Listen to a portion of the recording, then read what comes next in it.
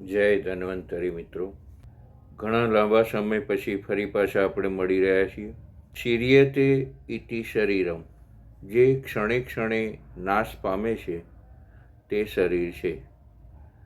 પણ આ શરીરની અગત્યતા પણ એટલી જ છે. શરીર ખલુ ધર્મ સાધનમ. આપણે જાણીએ છીએ કે માત્ર આત્મા કે જે ચેતનવંતો છે, પરમાત્માનું સ્વરૂપ છે, બધી જ વાત સાચી છે, પણ સ્વતંત્ર રીતે એ ઈશને પ્રાપ્ત કરી શકતો નથી. પરંતુ જ્યારે એ આત્મા શરીરને ધારણ કરે છે ત્યારે તે ધર્મ, અર્થ, કામ અને મોક્ષ એવા ચારે ચાર ઉપસ્તંભો સુધી પહોંચી શકવાને સમર્થ થાય છે.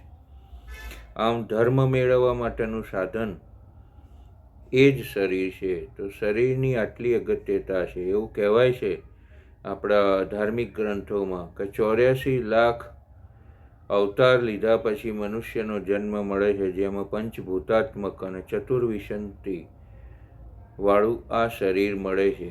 તો એ શરીર મેળવવા માટે આટલી બધી પ્રદક્ષિણા કર્યા બધી આપણને આ શરીર મળે છે.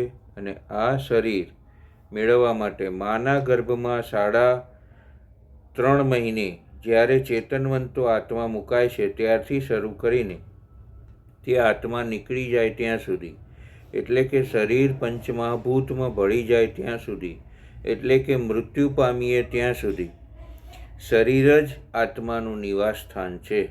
અને એ દ્વારા કર્મના બંધનોથી એ કર્મ કરે છે અને બંધનોમાં પકડાતો જાય છે. એમ આત્મા શરીર દ્વારા પોતાની ચેષ્ટાઓ અને કાર્યો કરી રહ્યું છે. આમ સડધાત્વાત્મક શરીરને ધારણ કર્યા બાદ તે ક્રમે ક્રમે નાશ પામે છે. એવા આ શરીરમાં તેને ટકાવી રાખનારા પરિબળો વિશે આપણે ચર્ચા કરી રહ્યા છીએ. અને એમાં આહાર વિશે આપણે ચર્ચા કરી કે આ ક્ષણે ક્ષણે નાશ થતા શરીરને ટકાવી કોણ રાખે છે? તો આહાર, નિંદ્રા અને બ્રહ્મચર્ય આ 3 ઉપસ્તંભો છે કે જે આપણા શરીરને નાશ પામતું ટકાવી રાખે છે. આહાર, નિંદ્રા અને બ્રહ્મચર્ય, એમાં આહાર વિશે આપણે ચર્ચાઓ કરી. આહાર કેવો લેવો, કેટલો લેવો, શું શું ધ્યાન રાખવું, કયા પ્રકારના આહારથી વધુ સક્ષમતા મળે છે. અત્યાર સુધીના વિડીયોમાં આપણે જે કંઈ ગ્રહણ કર્યું એ પહેલો ઘટક એટલે 33.33% જે આપણે શરીરને ધારણ કરવામાં મદદ કરે છે એની અગત્યતાઓ વિશે વિચાર્યું.